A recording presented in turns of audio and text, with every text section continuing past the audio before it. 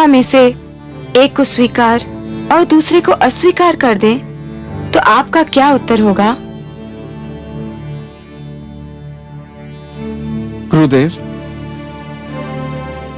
मैं देवी दीपावली को इसी कारण आपके आश्रम में लेकर आया हूं। मैं चाहता तो इन्हें राजभवन में भी लेके जा सकता था, किंतु मैंने सोचा कि राजभवन में रहकर देवी ये न सोचे कि मैं उन पर कोई दबाव डाल रहा हूं।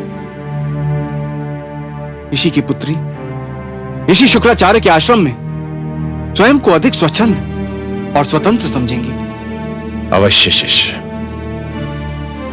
ऋषि पुत्री दीपावली, मेरे इस आश्रम में तुम्हारा हार्दिक स्वागत है। तुम यही समझो कि तुम अपने पिता श्री ऋषि वत्स के आश्रम में ही हो। धन्यवाद कुलगुरु। देवी, यदि मेरे कारण आपको कोई कष्ट हुआ हो तो मुझे खेद है। प्रणाम गुरुदेव।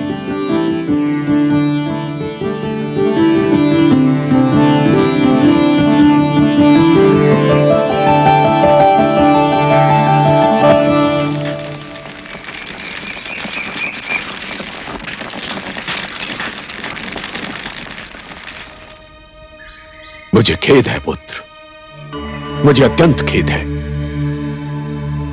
कि महाराज प्रहलाद जैसे न्यायप्रिय राजा और महान विष्णु भक्त का पुत्र अपने पिता के मार्ग से विचलित हो गया। यह दुख की ही नहीं, लज्जा की भी बात है। एक युवराज ने अपने अधिकारों का दुरुपयोग करके एक ऋषि पुत्र का अपमान किया है। एक बार मैंने भी सोचा कि उसके राजबल का उत्तर उसे अपने तपोबल से उसे उसी स्थान पर दे दूं। किंतु पिताश्री, मैंने संयम से कार्य लिया। संयम और धैर्य ही ऋषिगण की विशेषता है पुत्र। शक्ति और अधिकारों में राजभवन से कम न होते हुए भी ऋषि आश्रम का गौरव इसी में है कि यहां सत्ता और लालसा का राज नहीं होता। परंतु यह न समझ लेना कि मैं इस अपमान को सह जाऊंगा, क्योंकि मात्र मेरे पुत्र की बात होती तो मैं मौन धारण कर लेता। परंतु बात इससे आगे बढ़ चुकी है। बात यहां पहुंची है कि क्या राजभवन इतनी सरलता से ऋषि आश्रम को ललकार सकता है, उसकी अवहेलना कर सकता है? बताओ। विरोचन दीपावली को लेकर कहां गया है पुत्र? जाते समय उसने कहा था कि ऋषि वत्स की पुत्री दीपावली को दैत्य गुरु शुक्राचार्य के आश्रम में रखेगा। इसका अर्थ यह हुआ पुत्र, यह विश्वासपूर्वक नहीं कहा जा सकता कि महाराज प्रहलाद को इस घटना की सूचना है भी या नहीं। परंतु इससे कोई अंतर नहीं पड़ता। एक राजा को अपने राज्य में होने वाली हर प्रिय और अप्रिय घटना की जानकारी होना अनिवार्य है।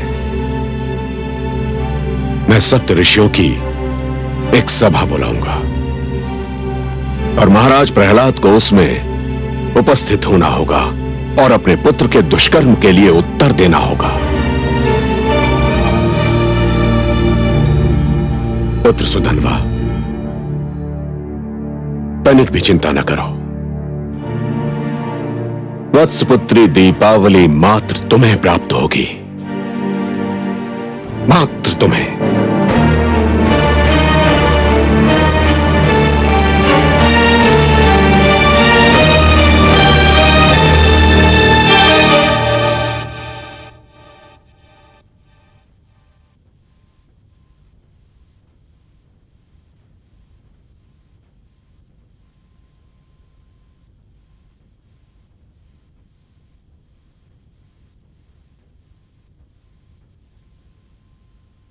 महाराज, स्वामी। क्या हुआ महारानी? क्षमा करें महाराज, मैंने आपको गहरी नींद से उठाया। पर महाराज, बात ही कुछ ऐसी है। क्या बात है? महाराज, एक तपस्वी पधारे हैं और वे आपसे इसी समय मिलने का हठ कर रहे हैं। मैंने उन्हें बहुत समझाने का प्रयास किया कि भेद भोर होने पर ही संभव है, पर वे नहीं माने महाराज। यदि कोई तपस्वी आधी रात को हमसे मिलना चाहता है तो कोई असाधारण कारण ही हो सकता है। और देवी, तपस्वी और ऋषि का स्थान बहुत ऊंचा होता है। वे हमारे राज्य के कर्मचारी नहीं हैं जिन पर कर्मचारियों के नियम और विधान लागू किए जा सके। वे किसी भी समय हमसे मिलने का अधिकार रखते हैं। तो स्वामी, उन्हें यहाँ आने की अनुमति दे दी जाए। नहीं, मैं स्वयं उनकी सेवा में जाऊंगा।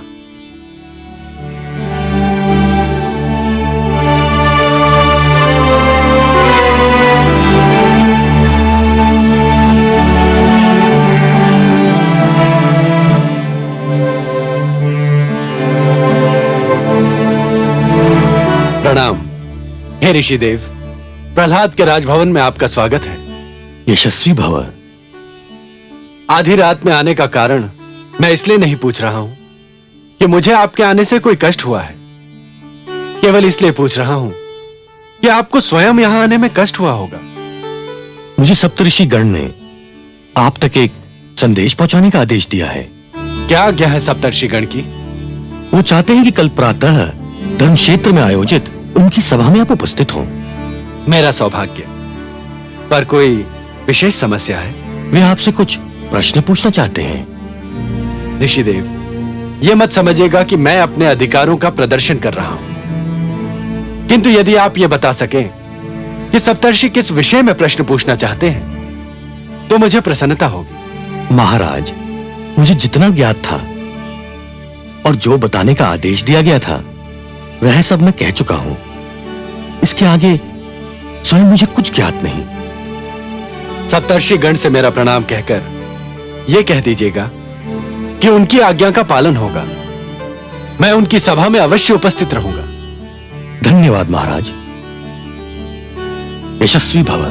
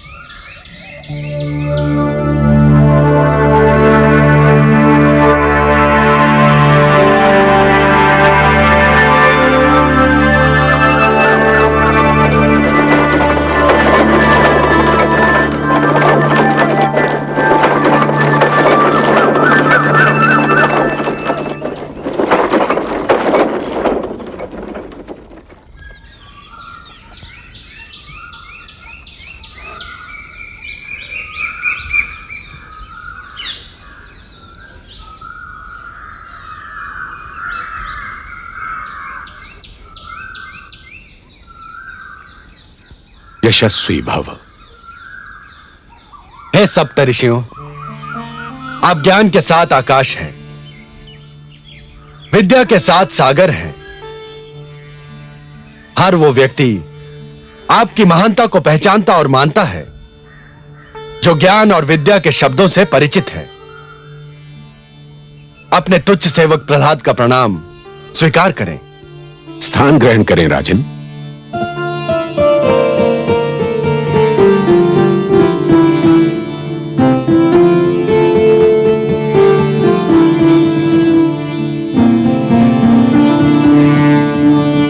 हे ऋषिगण, यद्यपि आपके समक्ष आना, आपका सत्संग पाना अपने भीतर ही सौभाग्य और गौरव का विषय है, परंतु आपके अन्यथा शांत दिखाई देते ज्ञानी मुखों पर चिंता और दुख के लक्षण देखकर मैं ये प्रश्न पूछने का साहस कर रहा हूं कि क्या कोई संकट है, कोई समस्या है? यदि है तो मुझे आदेश दीजिए। ईश्वर ने चाहा तो मैं उस समस्या का अवश्य समाधान करूंगा। सम्राट प्रहलाद, क्या आपको ज्ञात है कि आपके राज्य में अपहरण की एक अप्रिय और लज्जाजनक घटना घटी है? नहीं ऋषिगण, मुझे इस बात का ज्ञान नहीं है। परंतु आप कह रहे हैं तो सत्य ही होगा। यह सत्य है राजन। अपहरण एक अक्षम्य अपराध है। मुझे दुख है कि मेरे राज्य में ऐसी अप्रिय घटना घटी और मुझे उसका ज्ञान नहीं। किसने किया है यह अपराध, यह दुष्कर्म? कृपया मुझे उसका नाम बताइए। उसका नाम सुनकर आपको और भी दुख होगा। मैं फिर भी अनुरोध करूंगा कि आप मुझे उसका नाम बताएं। तो सुनिए, उस अपहरणकर्ता, उस अपराधी का नाम युवराज विरोचन है। युवराज विरोचन? नहीं, ये असंभव है। आप हमारी बात पर संदेह कर रहे हैं महाराज? नहीं ऋषिगण, मैं तो केवल अपने आश्चर्य और दुख का प्रदर्शन कर रहा था।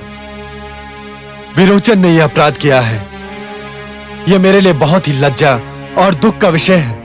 अपराध की गंभीरता इस सत्य से और भी बढ़ जाती है कि युवराज ने एक ऋषि पुत्री का अपहरण किया है। ऋषि पुत्री का?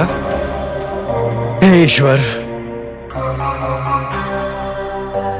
किस ऋषि पुत्री का अपहरण किया है उसने? ऋषि वत्स की कन्या दीपावली का अपहरण। आपके पुत्र विरोचन ने उनकी कुटी में जाकर दीपावली का अपहरण किया है राजन।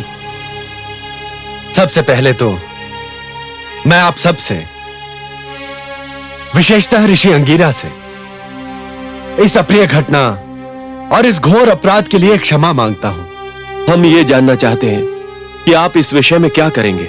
हे ऋषिगण, मैं आपको आश्वासन देता हूं कि मेरा न्याय एक सामान्य नागरिक और युवराज में भेद नहीं करता। इस विषय में भी न्याय होगा और उचित न्याय होगा। मुझे आज्ञा दीजिए, मैं एक क्षण भी विलंब नहीं करना चाहता।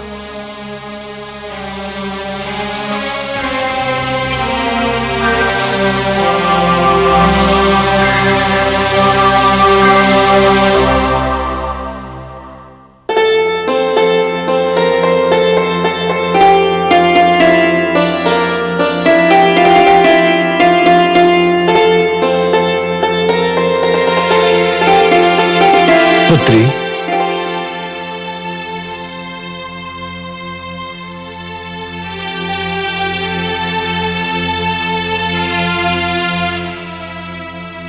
आयुष्मान भव पुत्री।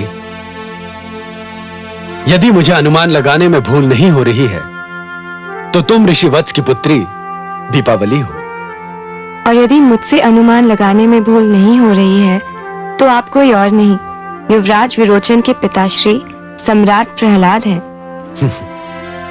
तुम्हारा अनुमान बिल्कुल सत्य है पुत्री। प्रणाम सम्राट। मेरे नेत्र सौभाग्यशाली हैं कि उन्हें महान विष्णु भक्त सम्राट प्रहलाद के साक्षात दर्शन प्राप्त हुए।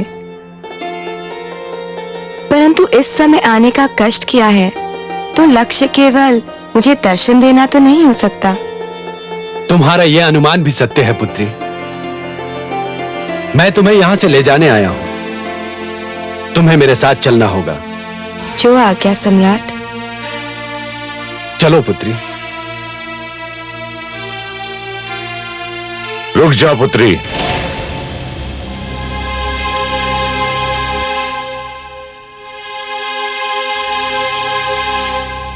मुझे खेद है महाराज, आप दीपावली को यहां से नहीं ले जा सकते। क्यों गुरुदेव, आपको क्या आपत्ति है? देवी दीपावली मेरे पास युवराज विरोचन की धरोहर है और मैं युवराज की अनुमति के बिना इसे यहां से नहीं जाने दूंगा। युवराज विरोचन इस कन्या को इसकी अनुमति के बिना यहां ले आए थे, जो एक अनुचित कार्य था। कदापि अनुचित नहीं था। विरोचन युवराज होने के अधिकार का प्रयोग कर इसे यहां ले आया था और मैं अपने राजा होने के अधिकारों का प्रयोग करके इसे यहां से ले जा रहा हूं। और यदि मैं इसे यहां से ना ले जाने दूं तो मैं अपने शिष्य धर्म से मुंह मोड़ने पर विवश हो जाऊंगा गुरुदेव। अर्थात मुझे दुख तो होगा कि जिस गुरु के चरणों में बैठकर मैंने शस्त्र विद्या सीखी थी, उसी गुरु के विरुद्ध मुझे शस्त्र उठाना पड़ेगा। अच्छा, मुझे बड़ी प्रसन्नता हुई अपने योग्य शिष्य से ये बातें सुनकर, किंतु मेरा उत्तर भी सुन लो। मैंने जिस योग्य शिष्य को युद्ध नीति सिखाई थी, मैं उससे युद्ध करने पर विवश हो जाऊंगा और इसका मुझे कोई दुख नहीं होगा।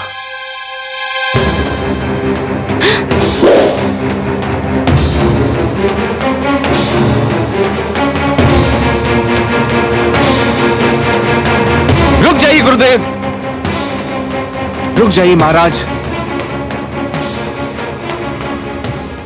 यदि मेरे कारण मेरे पिता और गुरु को एक दूसरे के विरुद्ध शस्त्र उठाना पड़े तो यह मेरा अत्यंत दुर्भाग्य होगा।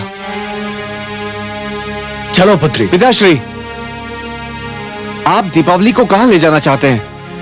मैं दीपावली को तुमसे उस समय तक दूर रखना चाहता हूं जब तक वो स्वयं अपने भविष्य के विषय में कोई निर्णय न कर ले, और तब तक तुम मुझसे नहीं मिल सकते। यह अन्याय है महाराज।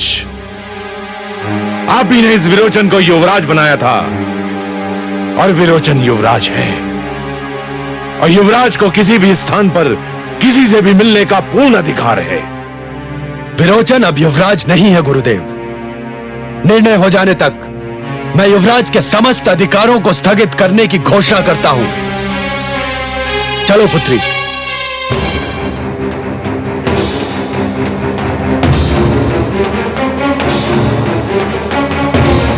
दीपावली,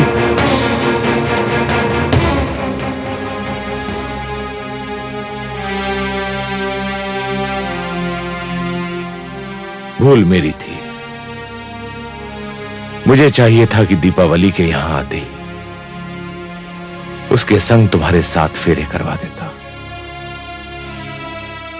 परंतु तुम चिंता मत करो वत्स, दीपावली तुम्हारी है और तुम्हारी ही होकर रहेगी।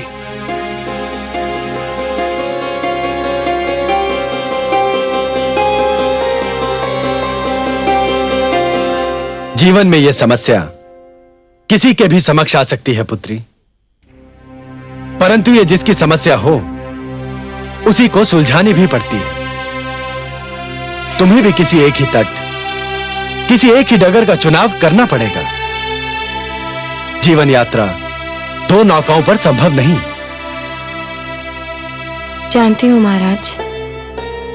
जानती हो तो फिर मेरे पुत्र विरोचन और ऋषि पुत्र सुधन्वा में से किसी एक को क्यों नहीं चुन लेती? युवराज विरोचन कल राजा बनेंगे, सारी धरती पर उनका राज होगा, और ऋषि पुत्र सुधन्वा भी कल महान ऋषि बनेंगे, आकाश पर उनका राज होगा। अब आप ही बताइए महाराज कि धरती और आकाश में मैं किसे चुन लूं और किसे ठुकरा दूं? परंतु यह तो असंभव है देवी कि इन दोनों में से किसी एक में कुछ कम कुछ अधिक ना हो। तुम सोचोगी तो इन दोनों में से किसी एक में कोई ऐसा दोष, कोई ऐसा गुण तुम्हें अवश्य मिल जाएगा जो दूसरे में ना हो। मैं सोच सोच कर हार गई हूँ, परंतु विश्वास कीजिए मैंने दोनों में से किसी में भी कुछ कम या कुछ अधिक नहीं पाया। मैं तो चकरा कर रह गई हूँ महाराज। मैं बताता हूं तुमको देवी, विरोचन में एक दोष है। क्या? वो तुम्हें तुम्हारी सहमति के बिना तुम्हारे आश्रम से ले आया। उसे इसका अधिकार नहीं था। उसके इस अनुचित कार्य से तुम्हारी दृष्टि में उसकी महत्ता कुछ कम नहीं हुई। यह सत्य है महाराज कि जब उन्होंने मेरी कुटिया में आकर मुझे साथ चलने को कहा तो एक पल के लिए मुझे धक्का लगा, मैं भयभीत भी हो गई। परंतु जब उन्होंने मुझे पूरे आदर सम्मान के साथ गुरु शुक्राचार्य के आश्रम में रखा और उस आश्रम में भी मुझे उतना ही आदर सत्कार मिला, तो मैं जान गई कि युवराज केवल युवराज ही नहीं पर एक चरित्रवान व्यक्ति है। लालसा और वासना जिनके पास भटक भी नहीं सकती। मैं उनके चरित्र से प्रभावित हूँ महाराज। तो फिर सुधन्वा को भूल जाओ। यह भी तो संभव नहीं है महाराज। उनकी परछाइयां भी मेरे मन आंगन का पीछा नहीं छोड़ती। ये तो बड़ी जटिल समस्या है देवी, परंतु इतना जान लो कि तुम्हारे अतिरिक्त किसी के पास इसका समाधान नहीं। मुझे नहीं लगता कि इसे सुलझाने में कोई भी तुम्हारी सहायता कर सकता है, और यदि कर सकता है तो मुझे बताओ, मैं स्वयं उसका प्रबंध करूंगा। मेरी सहायता केवल मेरे पिताश्री कर सकते हैं महाराज। वो कैसे कर सकते हैं तुम्हारी सहायता? वे ज्ञानी हैं, महापुरुष हैं, ऋषि हैं। मैं उनके समक्ष अपनी समस्या रखूंगी और फिर वे जिसका भी हाथ थामने का परामर्श देंगे, मैं आंखें बंद करके उसे स्वीकार कर लूंगी, क्योंकि मैं जानती हूं कि वे जो भी निर्णय करेंगे उसी में मेरा भला होगा। पिता के लिए तुम्हारे विचार सुनकर मुझे बहुत प्रसन्नता हुई। एक अच्छी पुत्री ही अच्छी पुत्रवधू बन सकती है।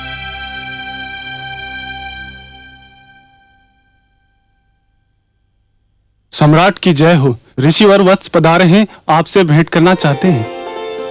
अरे पुत्री, ये तो बड़ी शुभ घड़ी है। इस समय कुछ और भी मांगा होता तो अवश्य मिल जाता। ऋषिवर बहुत उत्तम समय पधारे हैं, उन्हें पूरे आदर और सम्मान सहित यहां ले आओ।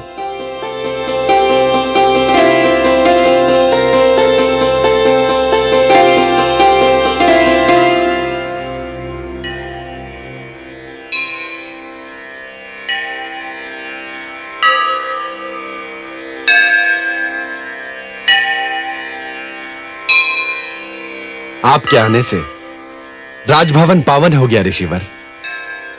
अपने सेवक प्रहलाद का सादर प्रणाम स्वीकार करें। यशस्वी भव सम्राट।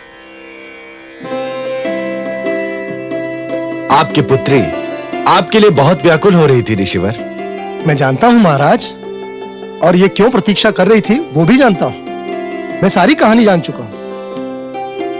कितना सुंदर होगा ऋषिवर यदि अपने चरम बिंदु पर पहुंचे इस कहानी का परिणाम आप बताएं। मैं? हाँ ऋषिवर, जब आपने कहानी सुन ही ली है तो किसी निष्कर्ष पर भी अवश्य पहुंच गए होंगे। हाँ, निष्कर्ष पर तो पहुंच ही गया हूं महाराज। धन्य है। किस निष्कर्ष पर पहुंचे आप? मैं इस निष्कर्ष पर पहुंचा हूं महाराज कि मेरी पुत्री जो भी कह रही है वह अक्षरशः सत्य है, सर्वथा सत्य है, और सत्य के अतिरिक्त कुछ भी नहीं है। अर्थात? महाराज, मैंने जब सारा वृत्तांत सुना और अपनी पुत्री की उलझन को जाना तो मैंने भी समस्या को हर दृष्टिकोण से देखने का प्रयास किया। युवराज विरोचन और ऋषिपुत्र सुधन्वा दोनों की हर प्रकार की तुलना की, दोनों को जीवन की हर कसौटी पर परखने का प्रयत्न किया, और फिर उसके बाद अपने आप को उसी स्थान पर पाया जहां पर मेरी पुत्री खड़ी है। हां महाराज, मैं निर्णय नहीं कर सका कि युवराज विरोचन और ऋषिपुत्र सुधन्वा में से कौन बड़ा है और कौन छोटा, कौन कम है और कौन अधिक। यह समस्या तो उलझती ही चली जा रही। इस उलझी हुई डोर का कोई भी सिरा हाथ में आ ही नहीं रहा है। मुझे विश्वास था, और मुझे क्या आपकी पुत्री को भी विश्वास था कि आपके आने से समस्या सुलझ जाएगी, परंतु आपने तो इसे और भी उलझा दिया। क्या दीपावली का जीवन बिना माझी के उस नौका के भांति है जो बीच धारा में अटकी रहेगी? मैं स्वयं भी यही सोच सोचकर अधीर हो रहा हूं महाराज। परंतु करना क्या चाहिए, इसका उपाय क्या है? मुझे तो कोई उपाय नहीं सूझता। मैंने एक उपाय सोचा है महाराज। क्या? यदि यह आपकी पुत्री होती तो? मेरी पुत्री? क्या कहना चाहते हैं आप? मैं ये कह रहा हूं महाराज कि आप सम्राट हैं, जीवन की बहुत सी विषमताओं के विषय में आपका ज्ञान अधिक है। आप स्वयं दीपावली को अपनी पुत्री मानकर इसका कन्यादान कर दें। विरोचन और सुधन्वा में से जिसको भी योग्य समझे चुन ले। हम दोनों आपके इस निर्णय को निसंकोच होकर स्वीकार कर लेंगे महाराज। बहुत कठिन परीक्षा ले रहे हैं आप मेरी। सारा संसार जानता है कि मैं सदा अपने पिता के प्रेम को तरसता रहा, परंतु मुझे उस सागर से एक बूंद भी नहीं मिली। इसी कारण मैं अपनी संतान पर अपने मन का प्यार बरसा देना चाहता हूं, अपने पिताश्री के अंश का प्यार भी। क्या ऐसा पुत्र प्रेमी ऐसी स्थिति में न्याय कर पाएगा जिसमें स्वयं उसका पुत्र एक पक्ष हो? क्यों नहीं कर सकता महाराज? सारा संसार यह भी तो जानता है कि पुत्र से प्रेम करने वाले सम्राट प्रहलाद न्याय से भी उतना ही प्रेम करते हैं। और सुधन्वा, जो दूसरा पक्ष है, क्या वो भी मान लेगा?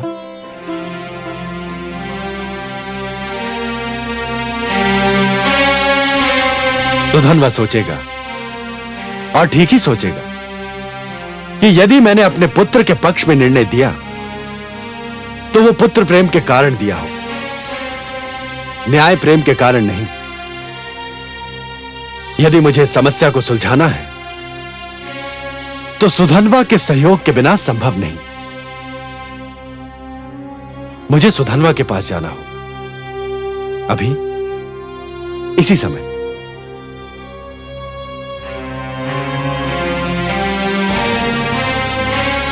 सब शुभ होगा पुत्री, सब शुभ होगा। देखा कमलनयन, वही हुआ जिसका मुझे भय था।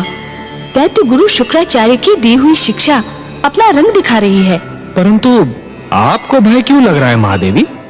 मुझे भय इसलिए लग रहा है कि ऋषि अंगिरा ने ये निर्णय लेने का भार पुत्र प्रहलाद पर डाल दिया है कि सुधन्वा और पौत्र में अधिक श्रेष्ठ कौन है। अपने अपने क्षेत्र में दोनों ही श्रेष्ठ हैं। एक महान तेजस्वी ऋषि है तो दूसरा उतना ही महान योद्धा है।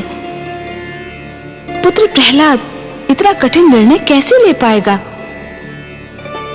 हाँ महादेवी, निस्संदेह ये निर्णय बहुत कठिन होगा, परंतु ये एक अवसर भी तो है पुत्र प्रहलाद के लिए ये जानने का कि पिता प्रहलाद और राजा प्रहलाद दो भिन्न भिन्न व्यक्तित्व हैं। जिस प्रकार योग्य तोल के लिए तुला के दोनों पलड़ों का संतुलित रहना आवश्यक होता है, उसी प्रकार प्रजा का न्याय करते समय राजा का भी संतुलित होना बहुत आवश्यक होता है महादेवी। सिंहासन पर बैठने के उपरांत एक राजा को यह जान लेना चाहिए महादेवी कि अपने परिवार और अपनी प्रजा के साथ उसका संबंध एक समान है। वो ना तो किसी का पिता है, ना किसी का पुत्र, और ना ही किसी का भ्राता। यदि पुत्र प्रहलाद को इतिहास बनाना है महादेवी, तो उसे अपने निष्पक्ष न्याय का प्रमाण देना होगा। आप तो बस अपने पुत्र प्रहलाद के विवेक पर विश्वास कीजिए। देखा तुमने आश्रम और तपोवन का प्रभाव पुत्र। महाराज प्रहलाद को विवश होकर गुरु शुक्राचार्य के यहां से दीपावली को ले जाना ही पड़ा। तो अब दीपावली कहां है पिताश्री? चिंतित होने का कोई कारण नहीं है पुत्र, वो सुरक्षित है। वो महाराज प्रहलाद के निजी अतिथि गृह में है। परंतु अब देखना यह है कि न्यायप्रिय महाराज प्रहलाद अब क्या निर्णय लेते हैं।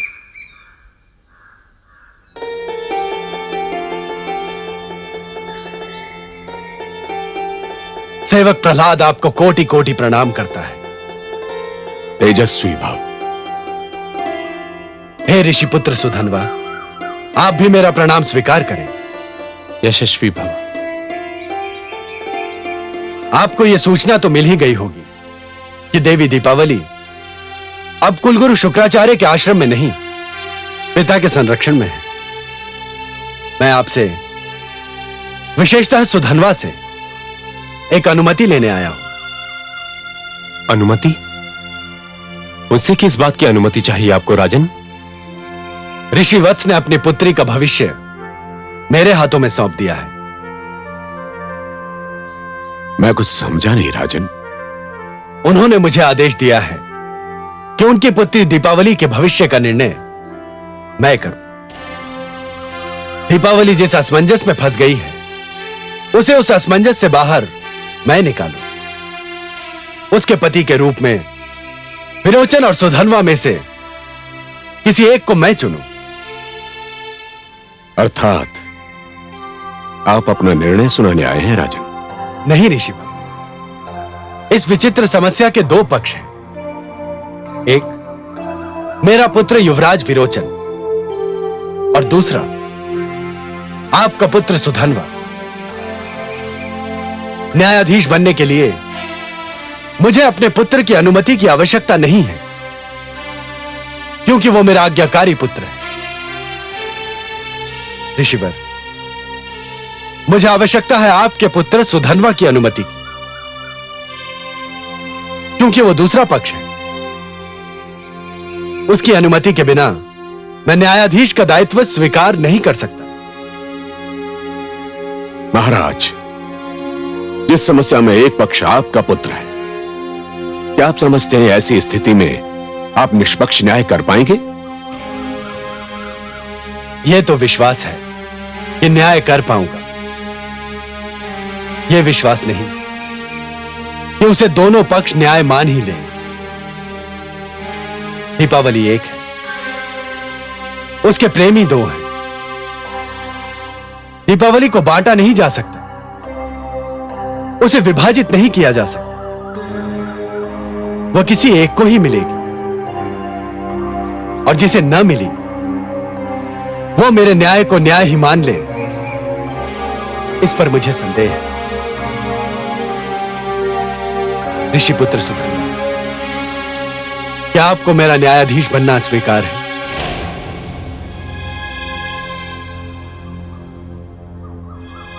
महाराज प्रहलाद, आपका प्रस्ताव मानने के अतिरिक्त मेरे पुत्र के पास दूसरा मार्ग बचा ही नहीं है। नहीं ऋषिवर, यदि सुधन्वा नहीं चाहेगा तो मैं कभी बीच में नहीं आऊंगा। किसी और को यह कार्य सौंपने का प्रयास करूंगा।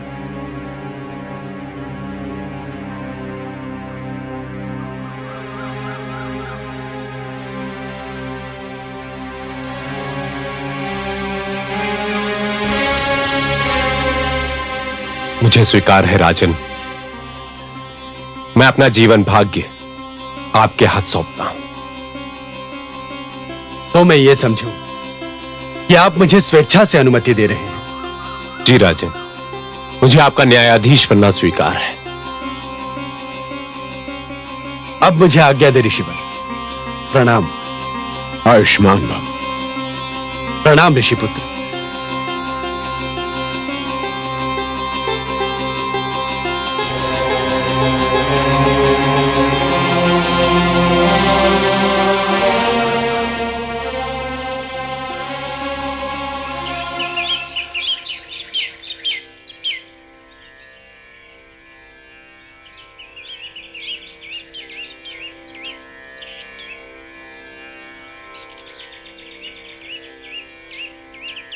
प्रणाम गुरुदेव।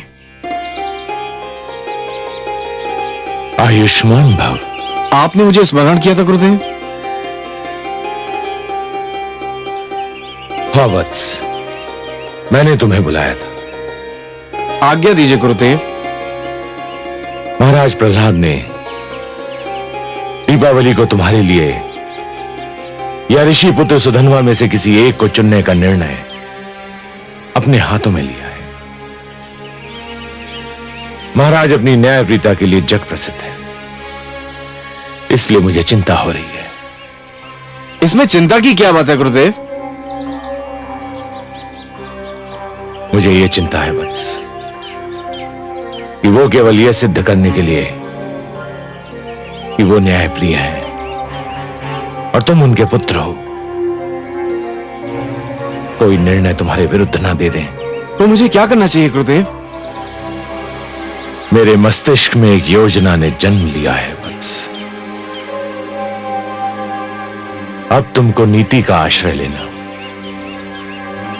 महाराज प्रहलाद पर दबाव बढ़ाने के लिए तुम्हें अपनी दादी श्री राजमाता कायाधु के पास जाना चाहिए।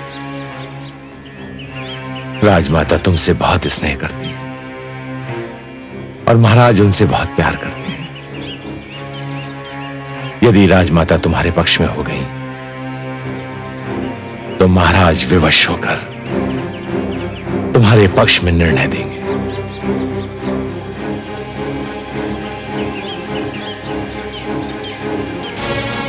जो आज्ञा गुरुदेव।